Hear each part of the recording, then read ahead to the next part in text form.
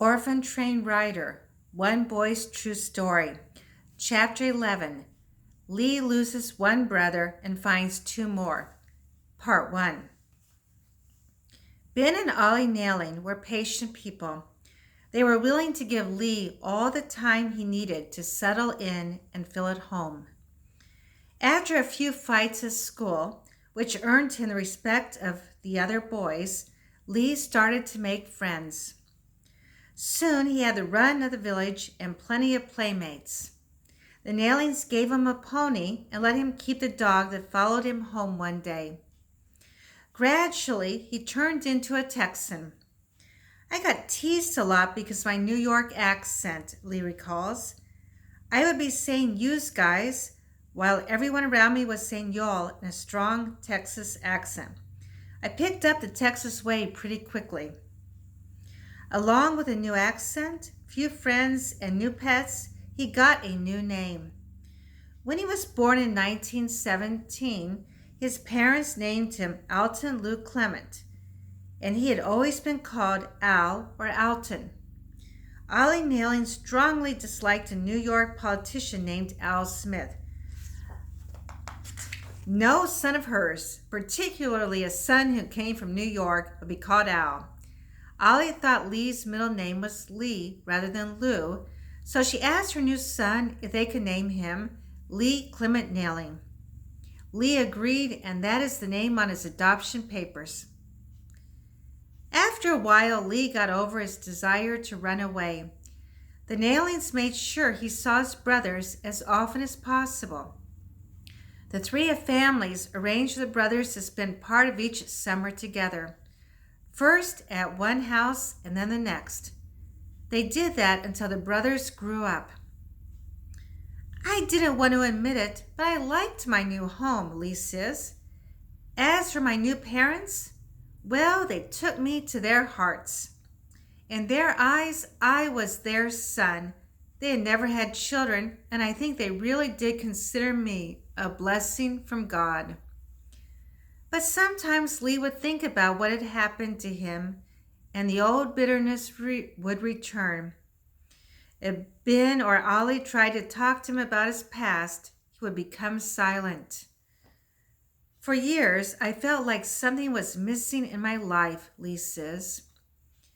I had a wonderful family in the Nailings, but I often wondered about my biological family. Leo didn't seem troubled by it, and Gerald was so young that he didn't remember anything about New York. Not me. The lost pink envelope worried me for years and years. I often dreamed of finding my family. I thought I'd look up someday and see my biological father coming toward me to take me home. That thought never left me. But even though I was still angry at the whole world for what had happened to me, I couldn't hold out forever. My new parents gradually wore me down. I not only learned to love them deeply and to call them mom and dad and mean it, but I also gained a wonderful grandmother and an assortment of aunts, uncles, and cousins. The little town of Manchester turned out to be the best place in the world to grow up.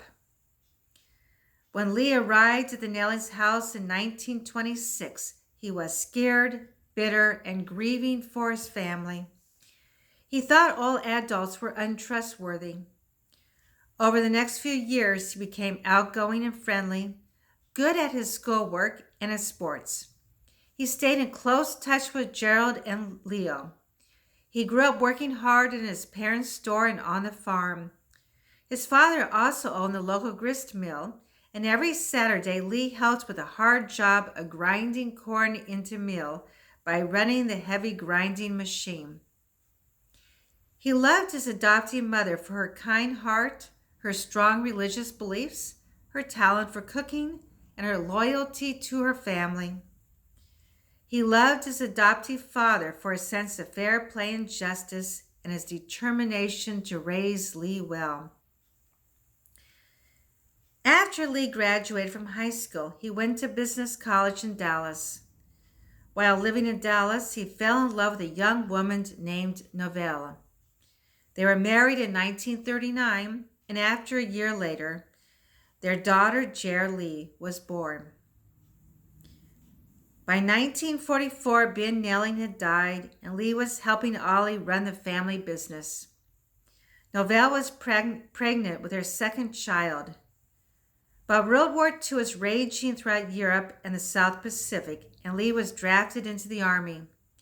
Gerald, who had grown up tall, handsome, and good-natured, had volunteered for the Army several years earlier and was stationed in the Philippines. Leo had also joined up and asked to be sent to the South Pacific in order to be near Gerald. Then came terrible news. Gerald had been taken prisoner by the Japanese. Lee was in military training at the time, and he and Novelle were getting to know their new son, Lee Nailing Jr. More bad news came. Lee was being sent to Europe. Having to go overseas when all I wanted to be with my family was sure tough, Lee says. It was too much like what had happened to me as a child. Once again, I had no control over my life. This time I felt like I was a prisoner of the government. In 1945, just as the defeated Germany was certain, Lee was assigned to help guard a German prisoner of war camp. It troubled him that he was guarding German prisoners while his brother Gerald was a prisoner of the Japanese. Lee knew how hard the lives of war prisoners were. I was afraid every day for him, Lee says. And that concludes part 1 of chapter 11 of Orphan Train Rider.